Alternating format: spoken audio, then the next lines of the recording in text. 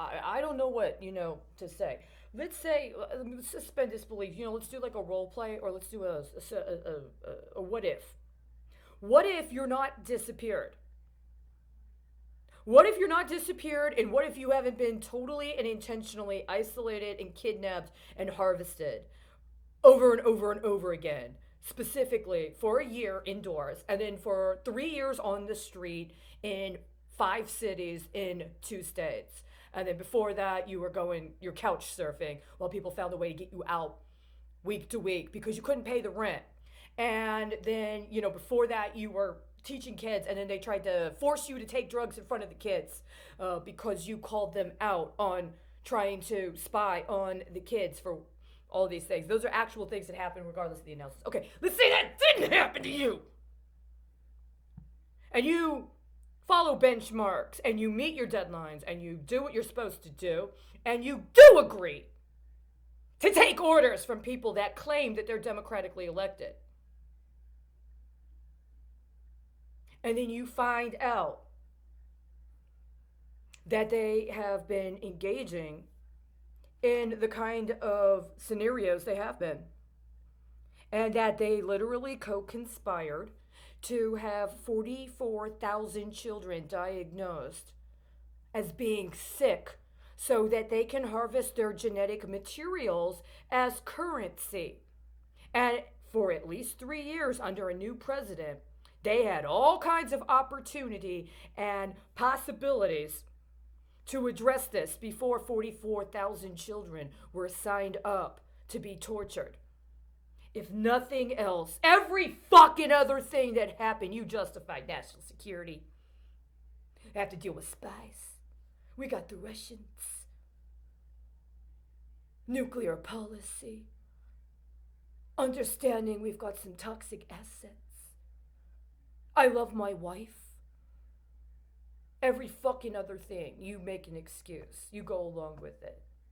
And then the worst fucking thing that could possibly happen is these charlatans talk about unsurvivable penetration.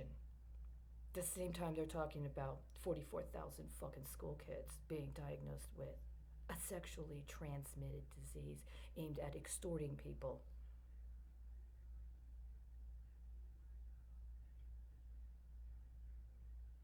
Your comrade, this occurs. What do you do?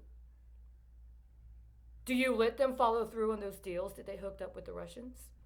When they told you this whole time that you were bad, and that you were a bad Russian, and you were a Russian spy, and you were disloyal. So these jackasses have every right to take intelligent women, and perhaps even men, that you ordinarily would have wanted to work with, and put them away in rooms and completely isolate them and steal all of their reports and pretend like nobody ever knew what was going on, and nobody sounded the alert, and nobody could have stopped it from escalating to this point because they have the competent leadership, right? See, it seems now that they really are completely unqualified for their jobs that they have currently.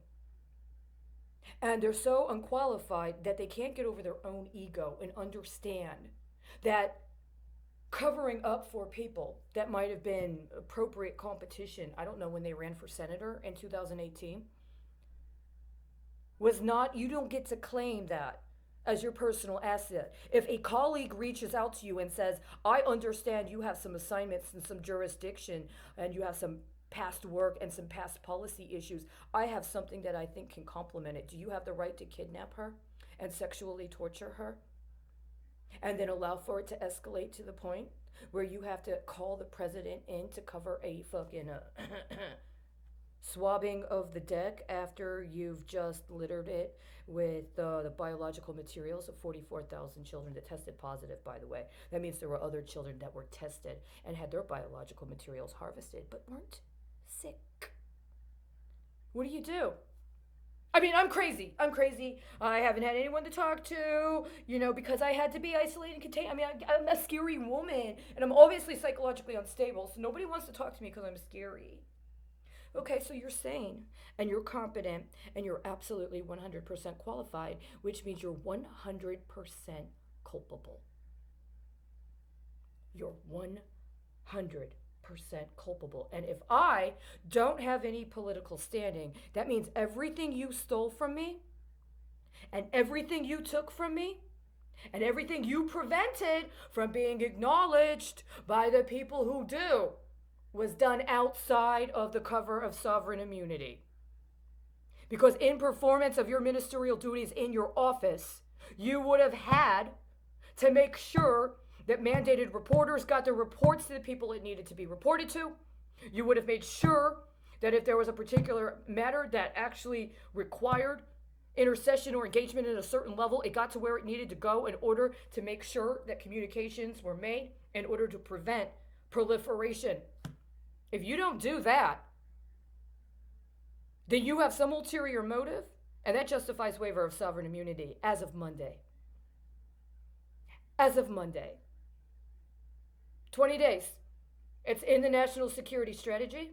It has been for a considerable amount of time. And unfortunately, there are significant losses that need to be covered because of your refusal to act in accordance with your roles and your responsibilities as part of the national security establishment. You want to say this about intelligence? Fine. It's absolutely about intelligence. And the people of the country and the rest of the world have a right to know if people are penetrating the government, if people are infiltrating the government, and acting as if they have the legitimacy to handle the task at hand and are refusing to perform their duties because they have every intention of subordinating and subverting the capacity for the people to provide for themselves.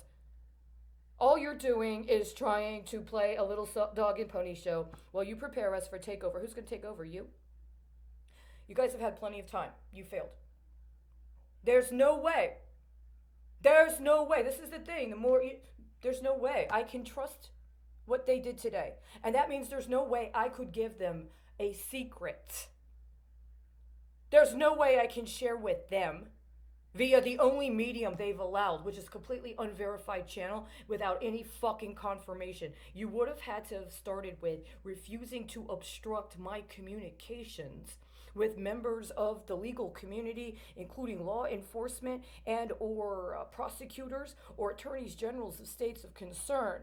And instead of simulating that for whatever reason you're justified in infiltrating my life as well as the life of the public via the government in your little charade that you're qualified, that I could have been able to get what I needed and then other people could have been able to get what they needed before we got to a point where it is so horrific that you literally, again, for a second year in a row, have to call the president down on site.